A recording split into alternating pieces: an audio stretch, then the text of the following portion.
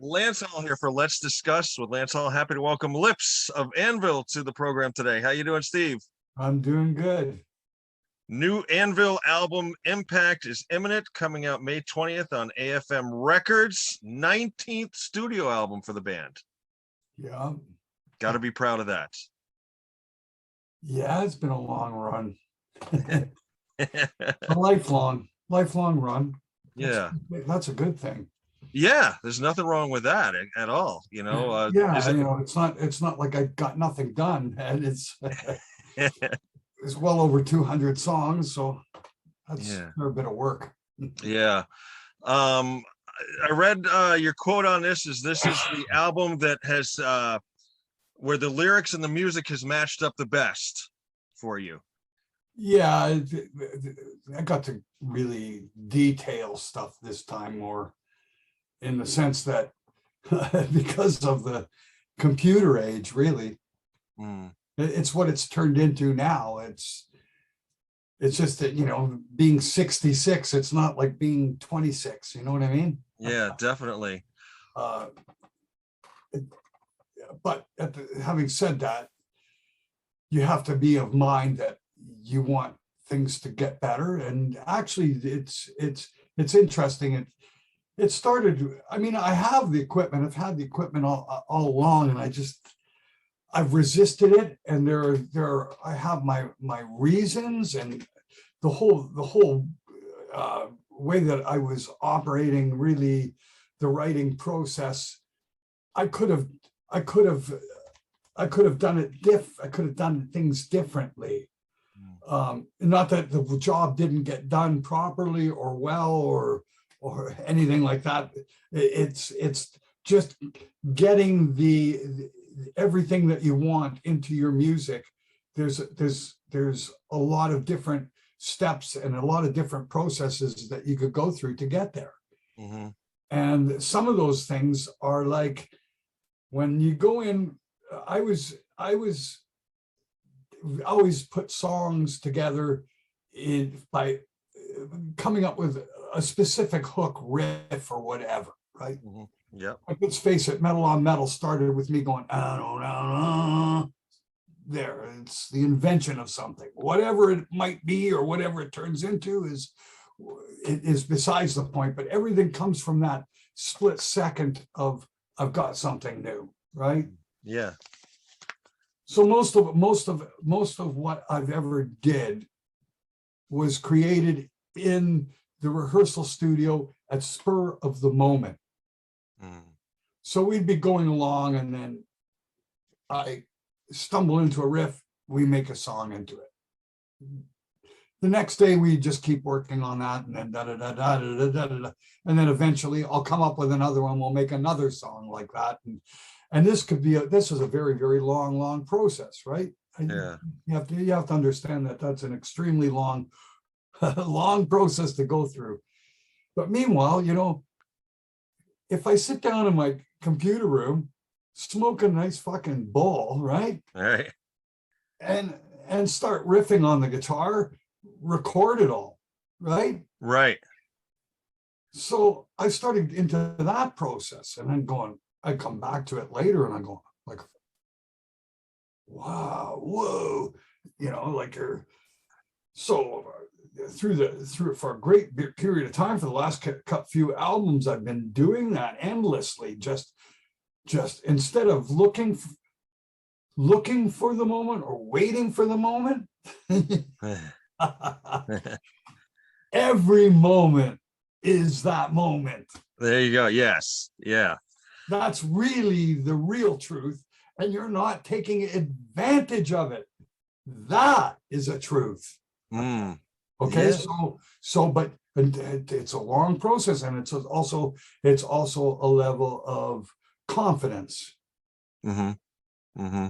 Right? Yeah. Because I'm waiting for for everybody to go, yeah, that's great, let's do that. Rather than actually taking the initiative, going about, I've got something interesting, follow it all the way through.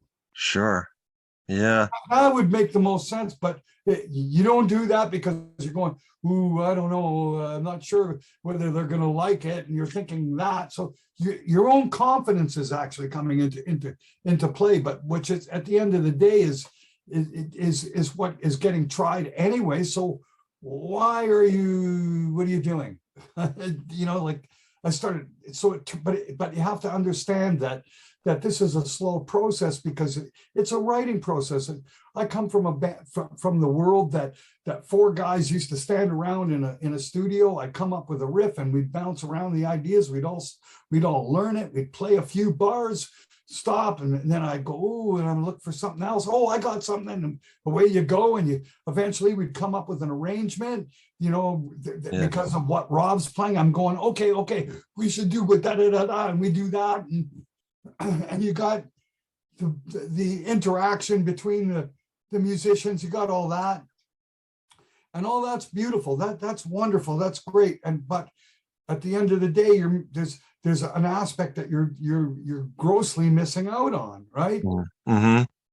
In the sense that what eventually happens is you have songs being written and parts being expressed by other musicians, or they pressure me as the sort of the headmaster.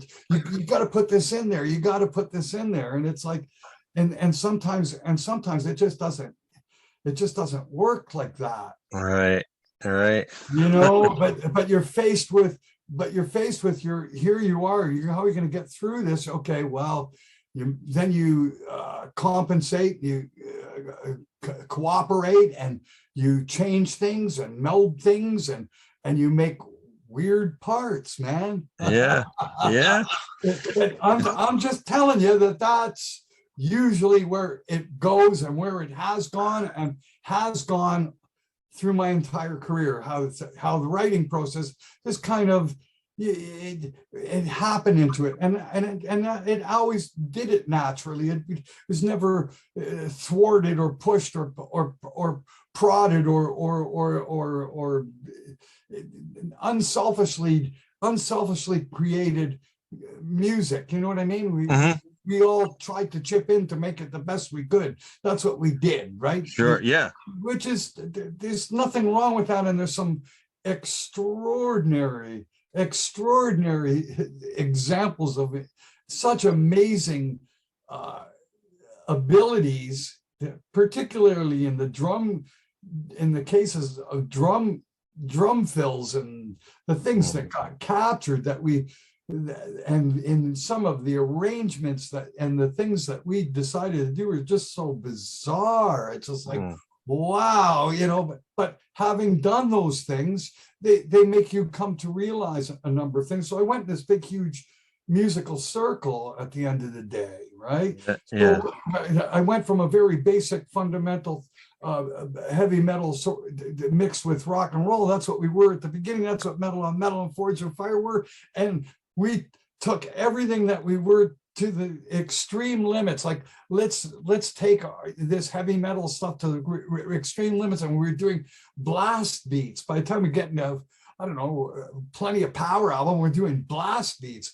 What is Anvil doing blast beats? What are blast beats? That's a snare and a kick drum going, basically doing a drum roll. Yeah. And you got like 64th second notes being used. Like, what are we doing? Yeah. We're going is taking everything, and that's what was great about the 90s, and we did all that. Yeah. So and did it as a workforce, or did it as a group of guys, and I was the overseer, because of course I end up having to sing everything. I end up having to do most of the guitar tracks, because doubling two different guitar players is a fucking nightmare. All right. You can't know it until you've been there to do it. And a lot of multi-guitar player bands usually just have a couple guys doing it and changing guitars and changing rigs and Right. asking the fact that it's one guy or two guys doing four guys parts. whatever. I'm just saying that it's not that important what you're in the sense that you're getting it to sound good. That's what you're doing when you do all these things. Right. So, and that includes, you know, people saying to me, hey man, you guys were better as a 4-piece, and I'm going, all of our albums are recorded 3-piece. Since the first album, Yeah. you know, that's the first thing. And Yeah. I mean, I could go on and on and on to the point where second guitars, and people are thinking they're hearing second guitars on albums that are the second, and it's actually me playing because the other guy can't play that riff, you know. Right. Endless shit like that. Bass, even bass guitar. Yeah. Even bass guitar. Any lead guitar player or anybody in the position that I've been in my career has been faced with exactly what I'm talking about. I'm sure that if you talk to Jeff Waters, you asked him about bass playing, he's going, yeah, well, you know what I mean? Yeah. Right. He probably played a lot of the bass playing on his albums are him or somebody who's has to be really competent, play better than he does, which is wouldn't be so easy to do. Right, exactly. I'm just saying that some stuff, especially in the days of our let's say Worth the Wait album. Mm-hmm. I had to play the bass where that was our original bass player, Ian Dixon, had played, and didn't say anything. Never knew. Yeah. Huh. Interesting. But does it matter? It doesn't really matter. The job there's things that weren't working. You gotta, how are you going to get that done? Yeah. How are you going to get that done? So there are techniques and there are things, but that's the whole studio aspect. Right. But what eventually happened is, from this sitting down and playing by myself and collecting riffs, and what that's turned into now, I just complete a song, top to bottom, and bring that entire track to the rehearsal place and present it to Rob and Chris.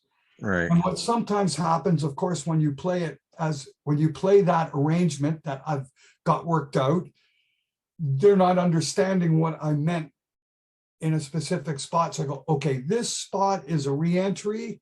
That's why there's 3 riffs there, or that's why there's 3 segments, because the first one runs by itself, second one is accents, and the third one we're all in.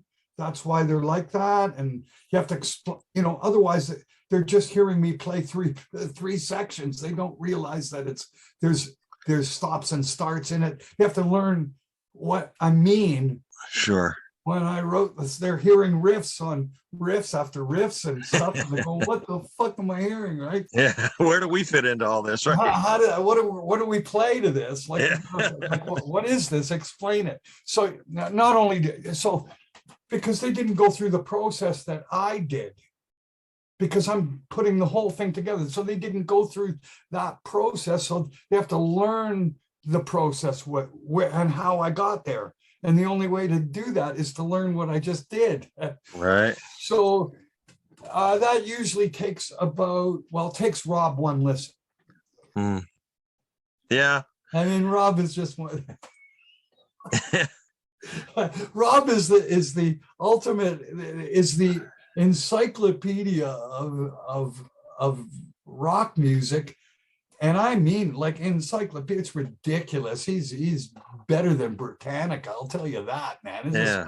It's sick. It's beyond comprehension. And when I say to the knowledge, he can play it all. Yeah.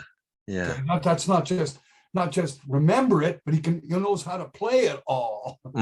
That's a big deal.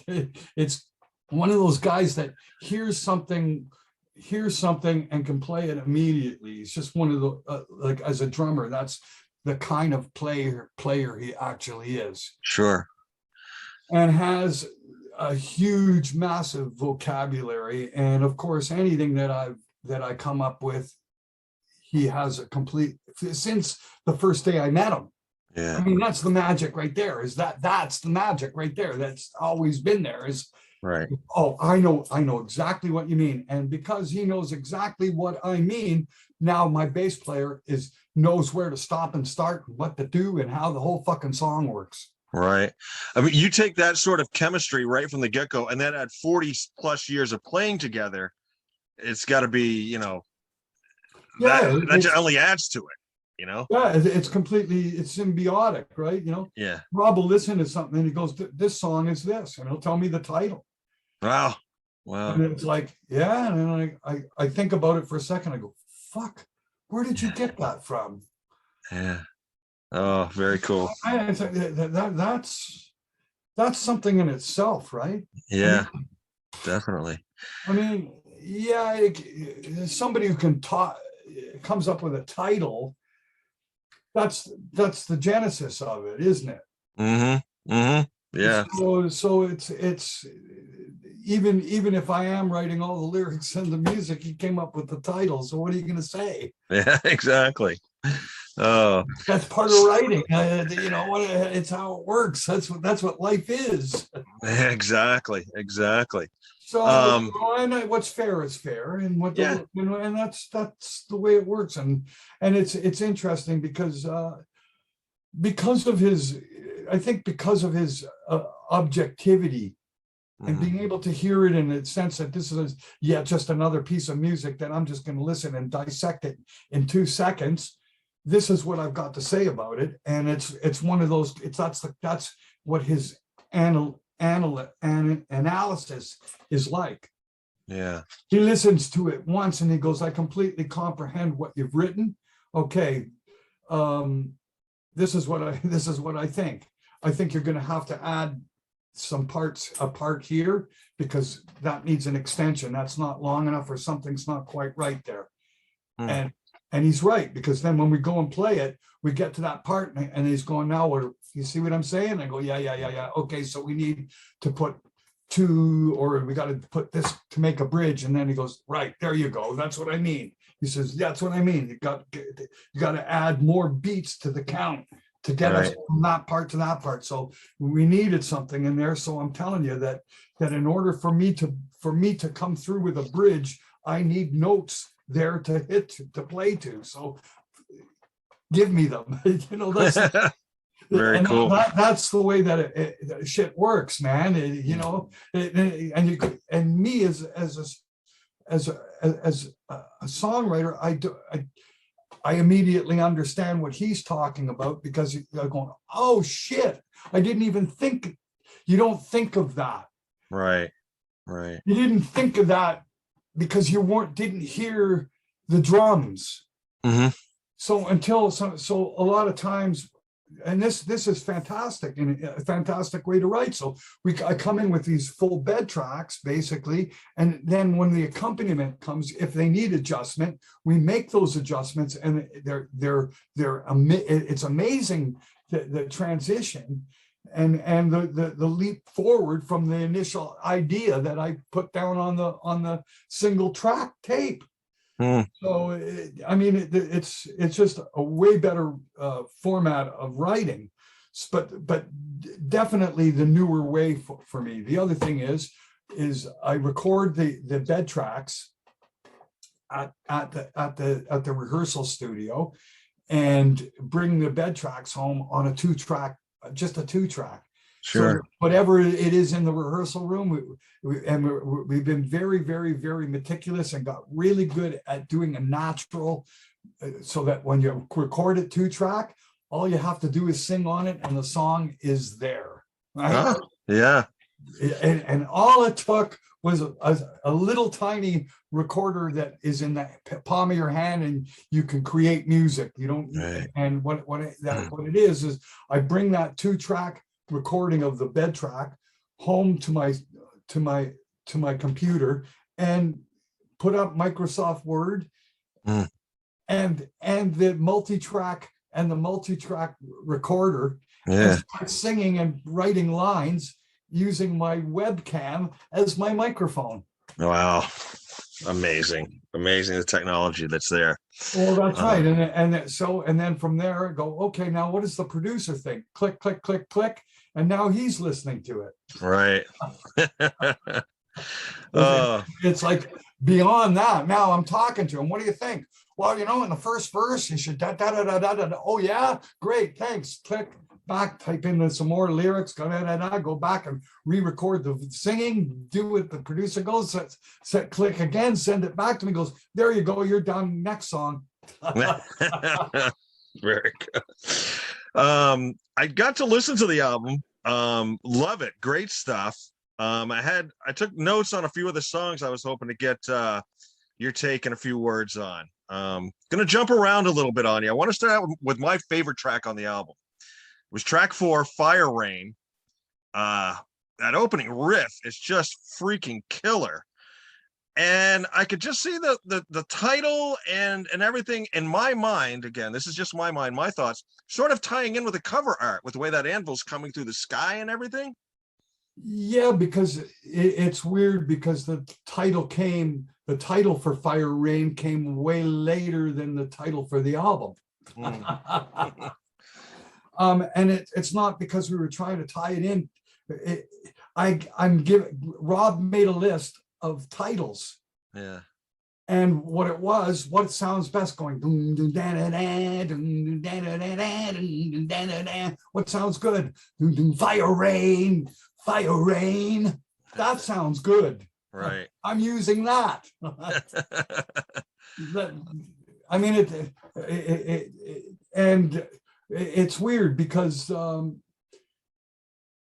it's just one of those things that you're looking for sonically. Mm-hmm. And that's what I was trying to explain. You're looking for what does it sound like? Mm-hmm. There's even some interesting experimentation with that in a certain level, where I've written lyrics that don't necessarily mean something.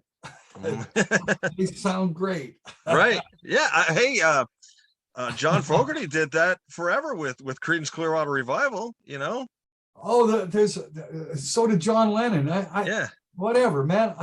Lots of lyricists do it, and it's what it is that you're put in a position where you can hear it in your head, but you're going, but it doesn't really make sense, and oh fuck it. Yeah, it sounds great. You write it in, and then it's like, wow, and you listen to it back, and it goes, nothing really wrong with it. No one's going to say, hey, that's wrong. Right. No one ever says it's wrong. So yeah, you're not going to get graded on your English here, No, it's weird, man. It's just weird. And I mean, you're relatively saying something. It's not that you're not saying anything, but in a certain sense, it's kind of just went in a kind of oval and didn't really say anything, but yeah. It filled the space and it sounded great. So did it really have to say anything? Right. It kept within the subject. I don't know how to explain what I'm yes. saying. No, I get what you're saying. So like what I'm talking about is the song Explosive Energy is like that. That's what I'm saying. I was writing a rock and roll song that I just wanted the lyrics to roll out very, very, very in a certain rhythm. Mm-hmm. Mm-hmm. And no matter what I did, I just went with it. Yeah. And it fall out in a rhythm. I just found it interesting, and but it is very important to find the right hook line for the riff. One song you've got on here that the lyrics did hit me. I think it's got a great message. I've been struggling a little bit personally lately, and it really hit me. And I think this is the beauty of rock and metal, and it transcends age, because you can be young, you can be old. Don't Look Back, I think, is a song very poignant, very, Great message. You know, and I'm sitting here and I'm 56 years old, and it's like, this song is meaning something to me, you know. You don't have to be teenage angst to get some of this stuff, you know. Great song. No, but it's my words to a dear friend Mm. that does nothing but think about the old days and live in those days. Yeah. Lives in those days in his head. Right. Because he's not well enough and his life is not happy enough to look at life today. Mm-hmm. You know what I'm saying? So, Mm-hmm. and as a result of that, it spirals the person down. It's Mm-hmm. Exactly. it's not the way, it's not really what you're supposed to do. Mm-hmm. You're not supposed to do that. You're not supposed to live your life in the past. You got to live for tomorrow. Mm-hmm. Mm-hmm. It's really important to think. I mean, that's what I've found. Maybe it's I got past 60 and I'm kind of, the things that I find important to me now and that I think are going to be important to a lot of people my age. And it's like, don't just sit back and think about yesterday, because what are you going to do for tomorrow? Right. Yeah. You know? Yeah, definitely. You got to have a reason to go forward. Mm-hmm. You stop losing reason to go forward, you will die. Right. Yeah. And that's the spirit of what it means to be alive and wanting to survive and wanting to move forward, is that you don't want to die. Right. Yeah. So the more that you look back, the less you're looking forward. So yeah, not a good thing, man. Yeah. Yeah. Fabulous stuff. Fabulous message. I'm going to continue to skip around because I want to make sure I get this one in. The final track, Gomez. To me, my note here, I have, sounds like Herb Alpert on steroids crossed with Chuck Norris, that song. Love that track. I grew up on Herb Alpert at Tijuana Brass. I love the horns and stuff in it. I love the melody to it. Fabulous track. Where did that come from? Well, initially we did a song called Swing Thing on the Juggernaut album a few albums ago, and it was quite successful, at least in my mind. But this time what I wanted to do, because I actually wanted to veer away from it, but I wanted to recreate its feeling, but doing it more in a rock sense rather than straight up sort of jazz. The last time was much more jazz, rather than this one has actually blues based pattern to it. So did the other one, but this one's much more obvious in that world. So I brought that in with the idea not to put horns.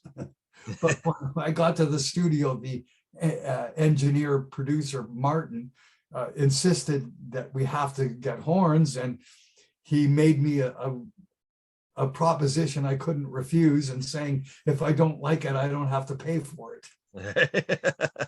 And when someone says something like that to you, you usually perk up and you go, well, I mean, that means I've got nothing to lose, right? Right. Yeah.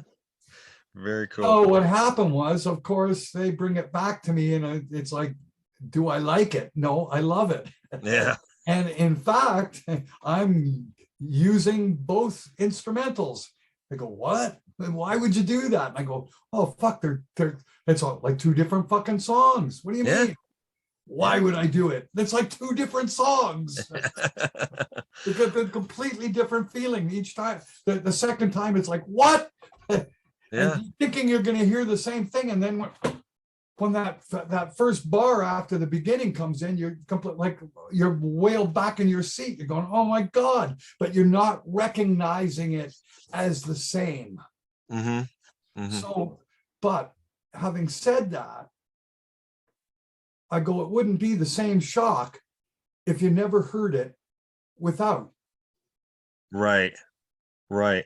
Because Teabag, the other instrument. You got to hear Teabag without Right. so that you could hear Gomez at the end to get and understand how rock and roll comes from fucking swing. Yeah, absolutely. Absolutely. And that's a big statement to actually show what happened. It basically goes backwards, Yeah. right? You're taking what sounds like to be like a basically a straight rock and roll progression song. All of a sudden, it's like, well, wait a minute. It's even further it's further than that. Yeah. So it's comes multi-layered idea. Now the titles are both are both nicknames that we had for Sasha Gervasi. Okay.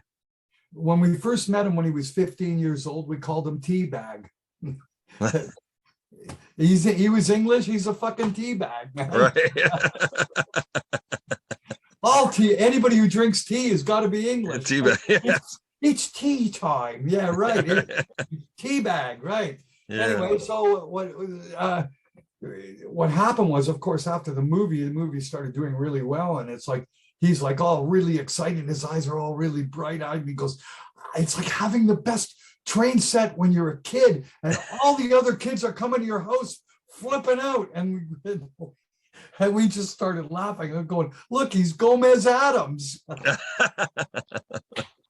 There you go. So we started calling him Gomez, and because he's an eccentric millionaire kind of thing, right? Right. So it's like, yeah, okay, yeah, you're Gomez Adams. That's who you are, right? Very. Steve, do you have a 5 o'clock, or do we need to wrap this up at 5, or do you have another interview then, or are you? Yeah, I think I have one at 5. Yeah. At 5. So we got to start to wrap up. Okay. Cause I got a couple more quick questions, but, I'll wrap it up with this. With the last album, where's my notes here? I had your last album written down. Legal at Last, right? Yeah. Okay. Unfortunately, when that one came out, the whole COVID thing hit. You guys never got to tour and everything. You know, it was like, we did 17 shows. Then we ended up at Heathrow Airport, where we got stranded for about a couple hours before I gave my cell phone to the British Airways lady to pass around for a while. And then I got my phone back, and who gave me COVID. Oh, wow. And a flight home. How are things looking as far as touring now with Impact is Imminent? Do you have some stuff lined up? Oh, geez, there's over 100 shows booked already. Awesome. Yeah, we're packed booked from basically the 27th of May. Oh, actually the 21st of May. Now that I'm thinking about it, 21st of May through to December. Wow. Awesome.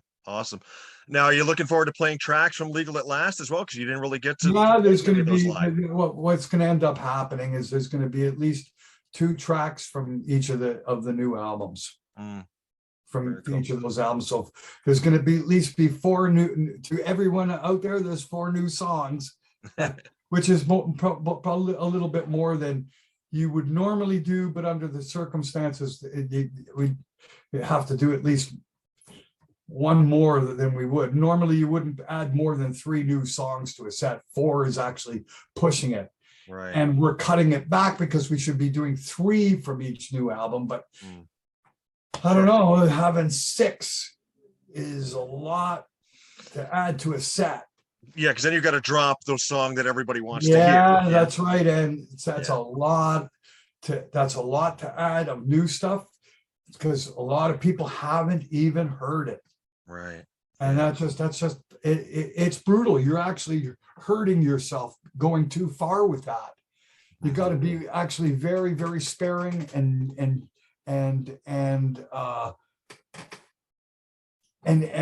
feeling for the audience, understand what it means to be in the audience. Right. Try to have some kind of insight.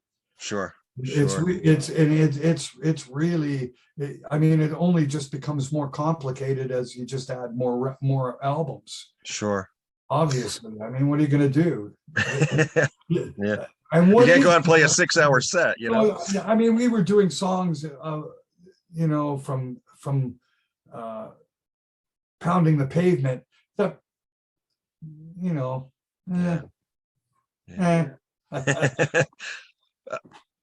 you know, but Yeah. then again, there are songs from Pounding the Pavement that are worth doing, like certainly Bitch in the Box is worth doing, and we're doing that, right? Yeah. But Okay. is it worth doing other songs from that album? No, that's hard to say, Yeah. you Yeah. know? Yep. Oh, you know, it's just the way things work. It may be now that instead of Swing Thing from Juggernaut, but that remains to be seen, because Yeah. I think that's the only song that we're doing from Juggernaut. Mm, So that's going to have to stay in the set. cool. But if we may be adding Gomez, or not Gomez, but Teabag. Teabag. Yeah. But Very it cool. probably would be a prequel to Swing Thing. You know what I mean? You'd Yeah. do them together, so that the middle of, or towards one section of the set, it's an instrumental. Sure. Just to wrap things up real quick, because I don't want to infringe on your 5 o'clock. I understand you've also got a bunch of songs ready for the next album already. We're going to have album number 20. It's all the music is written. Cool. Very Yeah, cool. all the music is written, rehearsed, logged, and sent to the producer. So Nice. that's step one. Now I got to put up the Microsoft Word and the multi-recorder and start going through the singing. Nice. Steve, thank you very much. We've been talking to Lips here, lead singer of Anvil. The new album Impact is imminent, coming out once again on May 20th on AFM Records. Thank you very much for your time, sir. Okay, thank you. Have a great day. Take care. Bye-bye. Bye-bye.